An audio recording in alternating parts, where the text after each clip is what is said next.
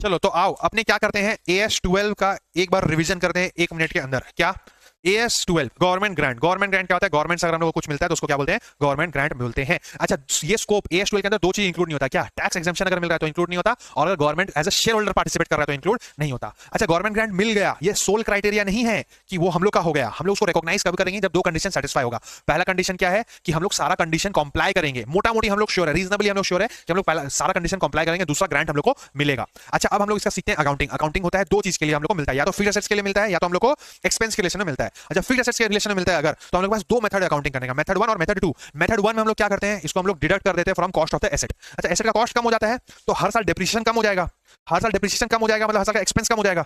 अच्छा, एक्सपेंस कम हो जाएगा, that is equivalent to profit बढ़ जा रहा है। ये हो गया मेथड 1। मेथड 2 के अंदर अगेन दो चीज देखना होता है हम लोग को, या तो डेप्रिशिएबल एसेट है या तो नॉन डेप्रिशिएबल एसेट है। अगर डेप्रिशिएबल एसेट है तो उसका यूजफुल लाइफ होगा, तो उसका यूजफुल लाइफ के बेसिस पे पीएल में भेज दो ग्रांट को। ग्रांट अपना इनकम होता है। समझ लो हम लोग को 3 करोड़ का ग्रांट मिला। कितना? 3 करोड़ का ग्रांट मिला है फॉर 3 इयर्स। तो 3 मतलब एक एसेट है जिसका क्या लाइफ है कितना? 3 इयर्स। तो 1-1 करोड़ करके कहां चल जाएगा? पीएल में चले जाएगा। अच्छा, दूसरा क्या बोले आपने? Non depreciable asset. तो फंस गए हम लोग। तो क्या करना पड़ेगा? देखना पड़ेगा ग्रांट कंडीशनल है कि अनकंडीशनल है। अनकंडीशनल है मतलब फ्री में ग्रांट दे दिया है। फ्री में पैसा कौन देता है? शेयर होल्डर लोग। तो प्रमोटर्स नेचर का कहां डाल देंगे? कैपिटल रिजर्व में। अगर वो फ्री में नहीं मिला है, कोई कंडीशंस है, तो वो कंडीशन को फुलफिल करने के लिए हम लोग को कितना साल तक खर्चा करना कर रहा है? समझो 4 साल तक खर्चा करना पड़ रहा है, तो 4 साल ओवर अ पीरियड ऑफ 4 साल वो चले जाएगा कहां पर? पीएल में। अच्छा, ये हो गया मेथड क्या इसका? फिक्स्ड एसेट्स का। अगर रेवेन्यू नेचर का तो इसी साल का खर्चा के लिए अगर मिला है तो इसी साल पूरा इनकम मान लेंगे। 3 साल के लिए मिला है तो 3 साल में मान लेंगे। लेकिन अगर प्रीवियस ईयर के लिए मिला है तो वो तो हो चुका, अब तो कोई ऑब्लिगेशन नहीं है, तो अनकंडीशनल है। अनकंडीशनल मतलब फ्री का पैसा दे रहा है, मतलब ये किसका बुद्धि है? शेयर होल्डर्स का। तो कहां डाल देंगे? कैपिटल रिजर्व में। उसके बाद क्या आती है? प्रमोटर कंट्रीब्यूशन का है। अगर मतलब बैकवर्ड एरिया में है या तो कैपिटल इन्वेस्टमेंट के हिसाब से मिला है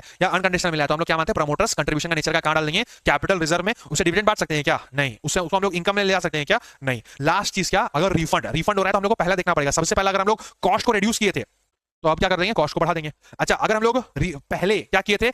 डेफर्ड इनकम जैसे कर रहे थे, तो अब क्या कर देंगे? डेफर्ड इनकम में जितना बैलेंस है उतना दे देंगे, बाकी पीएल से दे देंगे। और लास्ट केस क्या? अगर कैपिटल रिजर्व में डाले थे तो अब कैपिटल रिजर्व कम कर देंगे। ये सब करने के बाद हम लोग को 2 डिस्क्लोजर्स बताता है कौन?